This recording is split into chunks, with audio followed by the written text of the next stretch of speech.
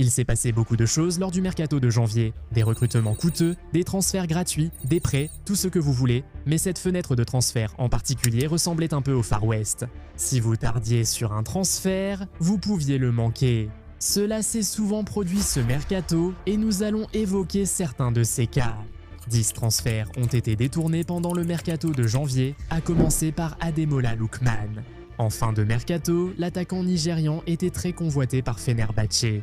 Les choses ont évolué vite et le club turc s'est mis d'accord avec l'Atalanta pour 40 millions d'euros. Mais alors qu'on pensait que l'ailier allait partir en Turquie, l'Atlético Madrid est intervenu, a passé quelques gros coups de fil et est entré dans la course. Le club espagnol a proposé à l'Atalanta la même somme que Fenerbahçe, mais il n'a pas pu s'aligner sur le salaire annuel de 8,5 millions d'euros que Fenerbahçe mettait sur la table. Pourtant, Lookman a préféré l'Espagne à la Turquie. L'Atlético de Madrid a soudainement détourné l'affaire à la dernière minute. Un autre détournement de l'Atlético est évoqué dans cette vidéo. Savez-vous de quoi il s'agit? Dites-le nous dans les commentaires, nous verrons bientôt si vous avez raison pendant que vous êtes là. Si vous n'êtes pas encore abonné à la chaîne, faites-le tout de suite pour ne jamais manquer notre contenu incroyable. C'est fait, maintenant, retour à la vidéo. Le transfert de Douglas Luiz a aussi été détourné en janvier. Le milieu brésilien a rejoint Aston Villa 1 an et demi après avoir quitté le club. Mais même si c'est sûrement une belle histoire, Aston Villa n'était même pas le premier choix.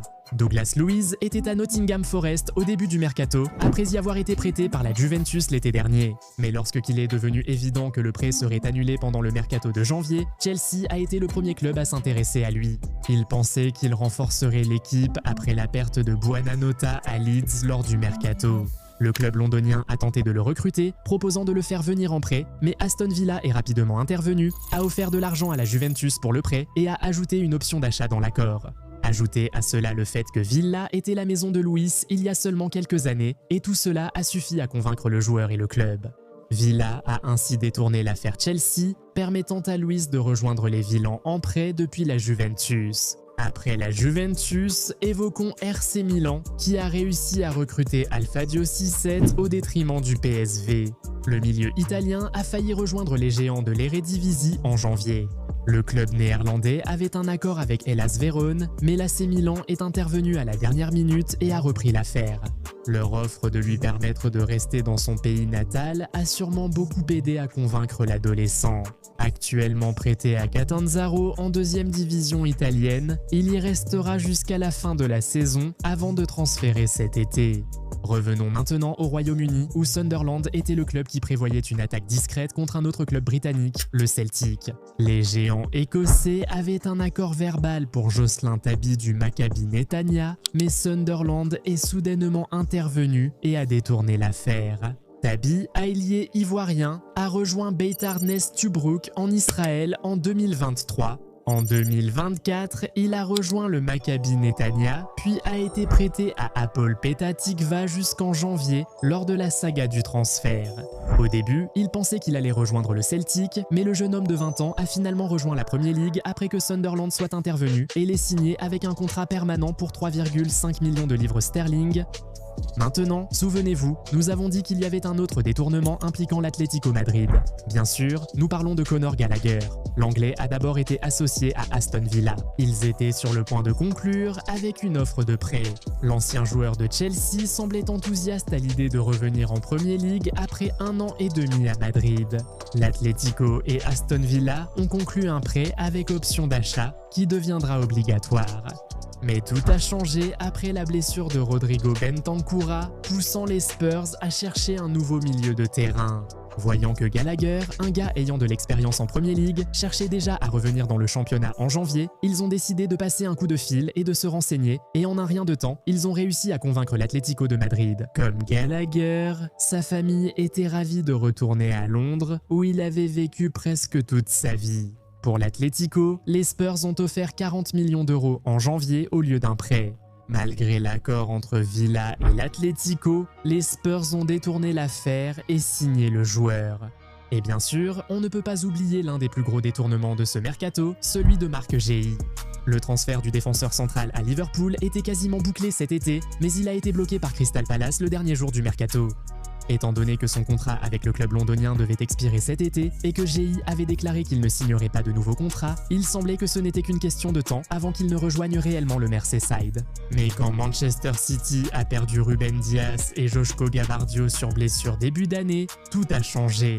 Ils ont d'abord rappelé Max Alain, mais cela n'a pas suffi, alors ils sont allés détourner GI de Liverpool et bien sûr, l'international anglais leur a dit oui. C'était peut-être le fait que City avançait avec plus de détermination, ou le fait qu'ils lui ont proposé un salaire que Liverpool n'aurait probablement pas pu égaler. Mais les Mancuniens l'ont vite ravi à leurs rivaux. City avait aussi détourné Antoine Semenyo de Manchester United en janvier.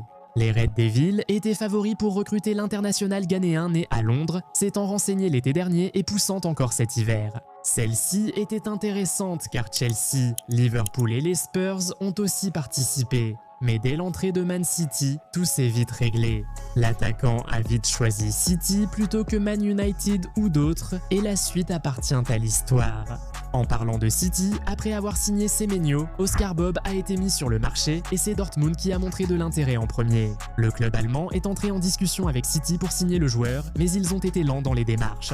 Pullen, de son côté, est intervenu et a agi avec urgence, réussissant à arracher l'ailier en payant 27 millions d'euros pour l'obtenir de City.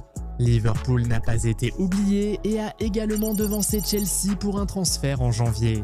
Les Blues visaient Jérémy Jacquet ce mois-ci. Ils avaient un accord avec Rennes pour le défenseur de 20 ans le contrat prêt et le joueur enthousiaste pour le transfert.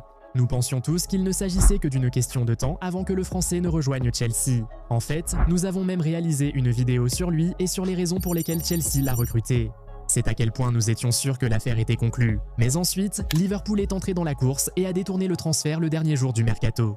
Ils ont conclu un accord à 60 millions d'euros pouvant aller jusqu'à 70 millions avec les bonus. Malgré ce transfert, Jacquet restera en France jusqu'à l'été. Finalement, Barcelone a détourné le transfert de Juan Cancelo à l'Inter Milan lorsque le latéral portugais a exprimé son désir de revenir en Europe lors du mercato de janvier.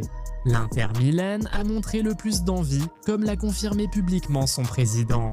Les géants italiens ont contacté Al Hilal, cherchant désespérément à conclure après la blessure de Denzel Dumfries. Ils étaient prêts à offrir De Vrij ou Acerbi au club saoudien pour faciliter l'accord, mais Cancelo n'était pas convaincu. Son cœur était à Barcelone, et dès que les géants catalans sont intervenus, il a vite décidé. Le prêt a été conclu rapidement. Dans l'ensemble, il était en fait très intéressant de voir comment les clubs faisaient des affaires lors de ce mercato. Tant que les documents officiels n'avaient pas été signés, tout le monde était en jeu. Certains ont profité de leur statut, d'autres de l'argent ou de la nostalgie pour obtenir les joueurs souhaités. Peu importe la méthode, seul le résultat compte. Quel a été votre détournement préféré du mercato de janvier? D'autres transferts détournés à signaler? Dites-le nous en commentaire. Si la vidéo vous a plu, likez et abonnez-vous. Activez la cloche pour ne rien manquer. À la prochaine vidéo, salut!